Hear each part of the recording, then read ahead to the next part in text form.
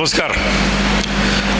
व्यासपीठावरील कोल्हापूरचे कलेक्टर साहेब, तंत्रज्ञानाचे सन्मान्य प्राचार्य, कॉलेजचे विविध प्रोफेसर्स, पालकवर्ग व सर्वात महत्त्वाचे म्हणजे आजचे प्रॉमिसिंग इंजिनियर्स की ज्यांनी आज आपली डिग्री मिळवलेली आहे आणि एवढ्या चांगल्या दिवसाला त्यांनी तो आज कार्यक्रमात उपस्थित होऊन ती डिग्री मिळवलेली आहे. First of all congratulation to all promising engineers. आजचा दिवस मला प्रॉमिसिंग इंजिनियरना सांगायचं आहे की तुमच्यासाठी तुमचा कठोर परिश्रमाचा व तुमच्या चिकाटीचा व जिद्दीचा सन्मान आहे. तुम्ही जेव्हा इंजिनिअरिंग या कॉलेजला जॉईन केलं असेल काही स्वप्न घेऊन आला असणार आहे आणि ते स्वप्न आज पुरं होताना बघताय.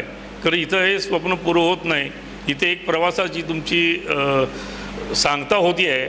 तर त्याचबरोबर तुम्हाला एक यशस्वी वाटचालीची सुरुवात पण होत आहे.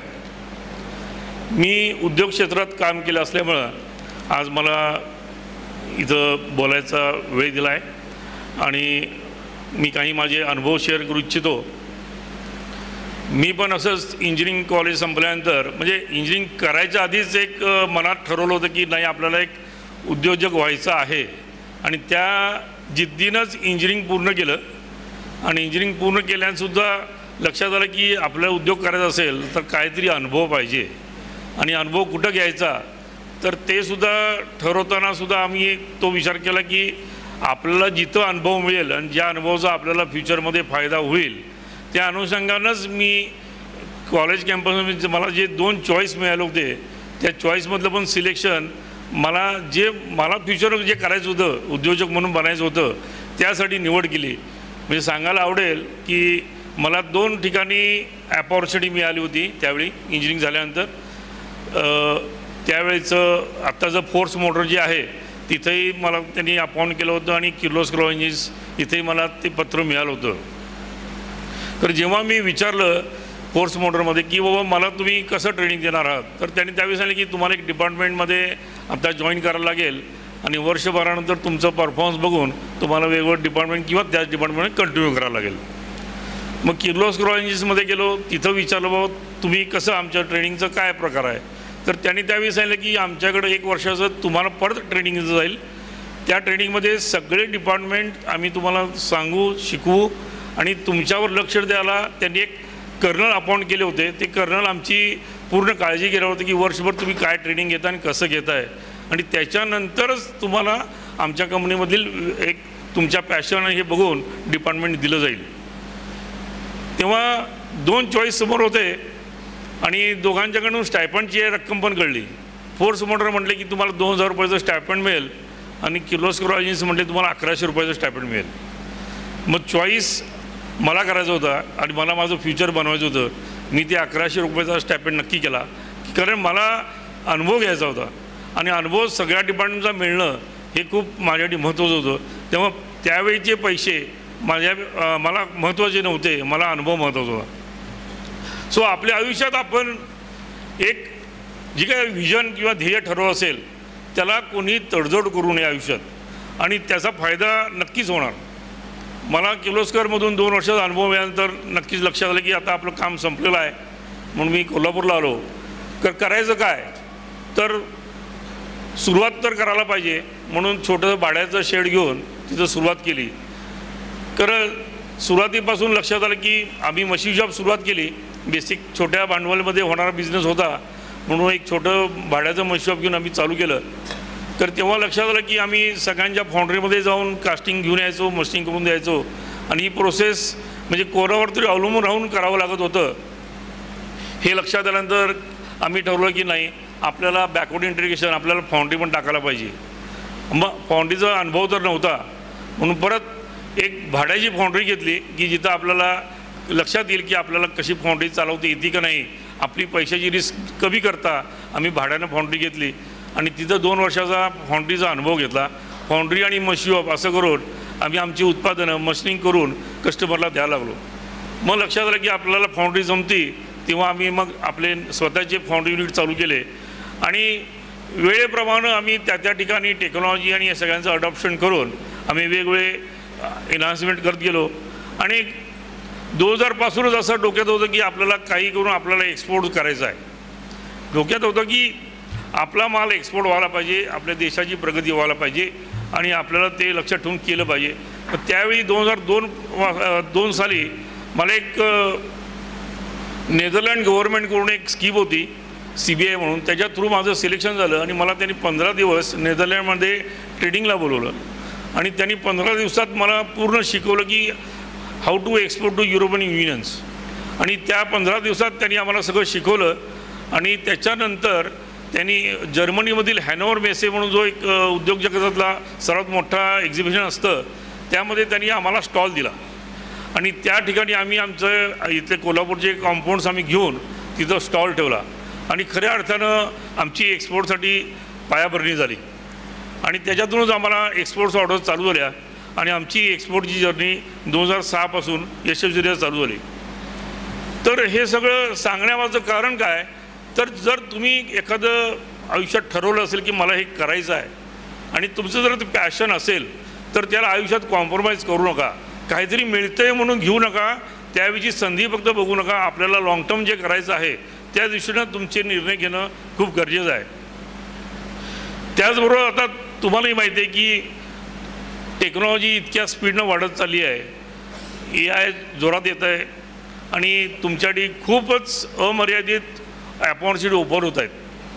तेव्हा नुसती पदवी घेऊन खऱ्या अर्थानं तुम्ही पास होणार नाही आहे त्यामुळे तुम्हाला अजूनही खूप शिकणं, प्रयोग करणं, त्याचबरोबर वेगवेगळ्या चॅलेंजेसना तुम्हाला समोर जावं लागणार आहे. आजचं जग एवढं चॅलेंजिंग झालेलं आहे.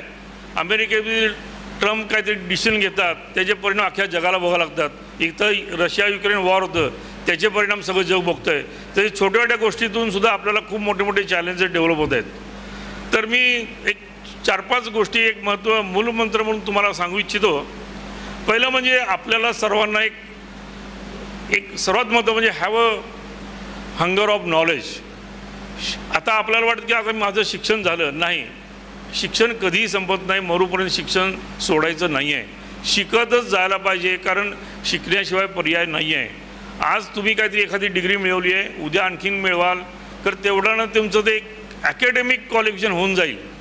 खरं जगात तुम्हाला जर सक्सेस व्हायचं असेल तर लर्निंग आयुष्यभर करायलाच पाहिजे आणि कंटिन्यू चालू ठेवलं पाहिजे. आणि कधी लक्षात ठेवा, कोण एखादा तुम्हाला कधी सांगायला लागला तर मला माहिती आहे म्हणून कधी म्हणू नका, कारण तुम्हाला माहीत आहे म्हटल्यावर तो सांगायचं बंद करणार आहे. तेव्हा लर्निंग लिसनिंगमध्ये मोडमध्ये जावा, ते काय म्हणतात ते चांगल्या पद्धतीने ऐकून घ्या.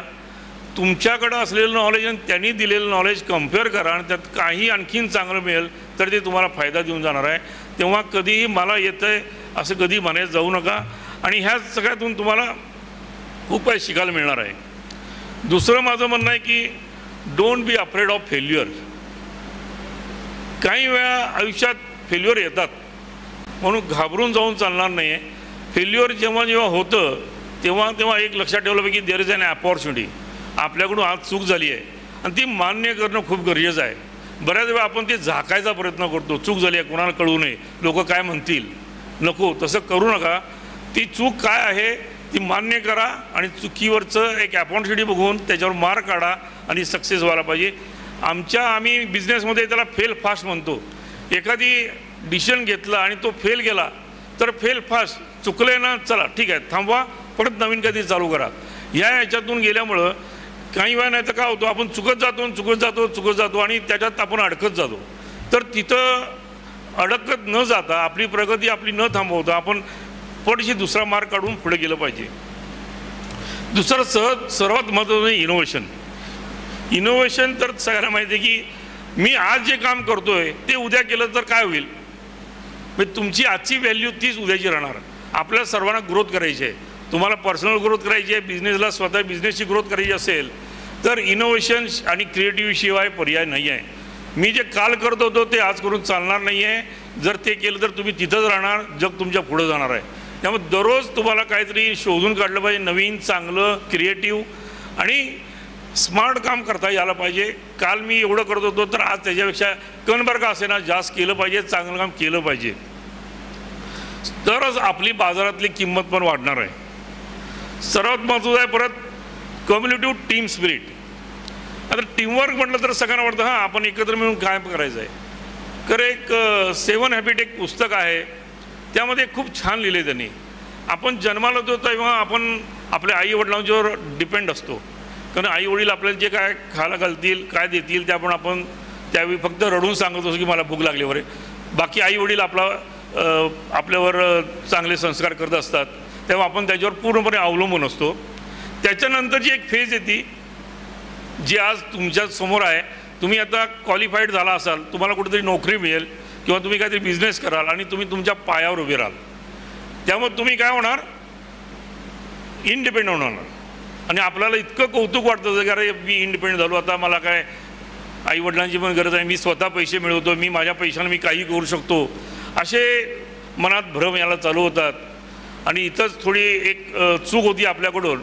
तेव्हा लक्षात ठेवलं पाहिजे की ही इंडिपेंडंटवरून इंटरडिपेंडंटला आपण शिफ्ट होणं अतिशय गरजेचं आहे. कारण मी जरी पैसे मिळवत असेल, कोणातरीसाठी काम करतोय, तर कोणातरी मुळं काम करत असतोय हे लक्षात ठेवणं गरजेचं आहे. आणि जेवढ्या लवकर तुम्ही इंटरडिपेंडंट व्हाल म्हणजेच टीमवर्कमध्ये. आता इवन तुम्ही जर नोकरी करत असाल तर तुमच्या नोकरीचा परफॉर्मन्स जो आहे तो सगळ्यांनी केलेल्या एकूण केलेल्या सहकार्यामुळेच झालेला असतो. त्यामुळे आपल्याला जे आपले सहकारी असतील त्यांना एकत्र घेऊनच आपलाही आणि त्यांचाही सगळ्यांचा परफॉर्मन्स उच्चांगावरती नेला पाहिजे, तरच आपण मोठे होणार आहोत. त्याचप्रमाणे बिझनेसमध्ये पण असंच असतं की तुम्ही आपण बिझनेस कस्टमरवर अवलंबून असतो आणि बिझनेस हा कामगारावर अवलंबून असतो, त्याचप्रमाणे बँक आणि सगळ्यांच्यावर अवलंबून असतो. तर सगळ्यांना बरोबर घेऊन जो उद्योजक पुढे जातो तोच सक्सेसफुल होतो. तेव्हा इंटरडिपेंडंट लवकरात लवकर होणं हे आपल्यासाठी खूप महत्त्वाचं आहे. त्याचबरोबर ऑनेस्ट आणि हार्डवर्क. आपल्याला एक आयुष्यात लक्षात ठेवलं पाहिजे की मला मोठं व्हायचं असेल तर बदल मला माझ्यात करायला पाहिजे, मी बदल केला पाहिजे, माझ्याकडून ती सुरुवात झाली पाहिजे. ह्याच्यात एक छोटी स्टोरी आहे. एक ॲना म्हणून एक नर्सिंग कॉलेजमधून पास झालेली मुलगी जेव्हा एका हॉस्पिटलमध्ये जाती आणि तिला एक ऑपरेशन थिएटर पहिल्यांदा मिळतं की तू या ऑपरेशन थिएटरची तू इन्चार्ज आहेस म्हणून तिला ती नोकरी मिळते. आणि ती तिथं जाऊन इतकं सुंदर हार्डवर्क करते, सगळ्या वस्तू एकदम टकाटक जागेवर स्वच्छ आणि खूप सुंदररित्या ते ऑपरेशन थिएटर सजवती. आता त्याचा परिणाम काय झाला, ती तिचं काम नेक आणि चांगल्या प्रमाणात करत होती. तर त्याच्यामुळे झालं काय, जे डॉक्टर्स ऑपरेशन थिएटरला यायचे त्यांनी ते बघितलं अरे इथं तर इतकं सगळं टापटीप आहे, हायजेनिक आहे, इतकं सगळं जागेवर आहे आणि खूप सुंदर आहे. तर त्यांनी काय केलं, हॉस्पिटल मॅनेजमेंटला सांगायला की मला हे ऑपरेशन थिएटर तुम्ही द्या, मी इथंच ऑपरेशन करणार. आणि ते आणखीन वाढत गेलं. मग शेजारी जे ऑपरेशन थिएटर ज्या दुसऱ्या नर्सकडे होत्या त्यांना ते त्यांच्याकडे बघायला लागले, अरे ती एवढं चांगलं करते, त्याच्याकडं सगळे लोक झाले, तिचं नाव आलं लागलं आहे, मग मी पण करायला पाहिजे. म्हणून त्यांनी पण ते चालू केलं काम. आता त्यांनी पण ते ऑपरेशन थिएटर छान ठेवलं, तिथं डॉक्टर्स यायला लागले. या नावानं त्या हॉस्पिटलचं नाव त्या गावात मोठं झालं. ते गावात नाव मोठं झाल्यानंतर तिथे डॉक्टर्स जास्त यायला लागले. अशा रीतीनं त्या हॉस्पिटलची प्रगती झाली, त्या अख्ख्या गावाची पण प्रगती झाली आणि त्या हॉस्पिटलचं मोठं नाव झालं. खरं ह्या सगळ्या घटनेमध्ये सुरुवात कोणी केली तर ती छोटी ॲना. तिनं काय केलं की मला जे करायचं आहे मी प्रामाणिकपणे आणि चांगलं केलं. खरं सुरुवात आपण केली तर पुढच्या रिझल्टची अपेक्षा करू नका, आपोआप रिझल्ट मिळतील आणि सगळ्यांचं भलं होईल. तेव्हा सगळ्यांचं भलं करण्याच्या आधी आपण आपलं भलं करून आपण चांगल्यारीत्या कसं काम करू ह्याच्यावर आपण लक्ष ठेवलं पाहिजे. आणि ऑनेस्टी आणि हार्डवर्कला तर पर्याय नाहीच आहे, तर तो करणं खूपच गरजेचं आहे. आज भारतामध्ये मेक इन इंडिया, स्टार्टअप्स, आत्मनिर्भर भारत या सगळे मोठमोठे अभियान चालू आहेत आणि त्यातून जागतिक स्तरावर आपण स्पर्धा करत आहोत. खरं एक लक्षात ठेवलं पाहिजे, हे सगळे स्टार्टअप जे आहेत हे स्टार्टअप काय करत आहेत तर ते आपल्याला असलेले काही प्रॉब्लेम जे आहेत की काही आपल्याला अडचणी आहेत हे शोधून काढतात आणि ती अडचण शोधून ते त्याचा बिझनेस करतात. एक सुंदर उदाहरण आपल्यासाठी झोमॅटो आहे. झोमॅटोनं काय केलं की आपली गरज होती की मला घरी बसून त्या हॉटेलचं खाणं इथं मिळालं पाहिजे किंवा वस्तू मला इथं मिळाली पाहिजे. ही आपली जी अडचण होती त्यांनी ती बिझनेसमध्ये कन्वर्ट करून सक्सेसफुल करून दाखवली. ओला उबरने काय केलं, मला वाटलं की तेव्हा मला टॅक्सी माझ्या दारात उभी राहिली पाहिजे, मला तिनं योग्य रेटमध्ये पोहोचवलं पाहिजे. असे आपल्या ज्या अडचणी आहेत त्या अडचणी आपल्याला शोधता यायला पाहिजेत. आजसुद्धा मला या प्रॉमिसिंगजींना सांगावंसं वाटतं आहे की तुम्ही असे चांगले विचार करा की काही अडचणी आपल्याला सर्वांना आहेत, तर त्या अडचणीवर तुम्हाला काय चांगल्या पद्धतीत सोल्युशन देता येईल का, आणि त्यातून तुम्ही नक्कीच चांगले स्टार्टअप उभे करू शकाल. तुम्ही ज्या देशाचे उज्ज्वल भविष्य आहात. तुमच्याच कल्पकतेनं, मेहनतीनं आणि पैशातून उद्योग, संशोधन आणि तंत्रज्ञानासारखं या मोठमोठ्या ह्याच्यामध्ये भारत प्रगती करत आहे. आजच्या या गौरवशाली क्षणी मी तुम्हाला एकच संदेश देतो, believe in your self, pursue your big dreams and never stop. आपण कधी थांबायचं नाही, घाबरायचं नाही आहे आणि सगळ्या परिस्थितीला आपण तोंड देता यायला पाहिजे.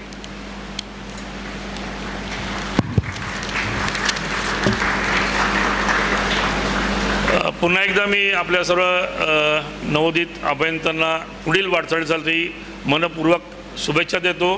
तुमच्या कर्तृत्वानं तुम्ही तुमच्या कुटुंबाचे, महाविद्यालयाचे आणि आपल्या देशाचे नाव उज्ज्वल कराल हीच अपेक्षा.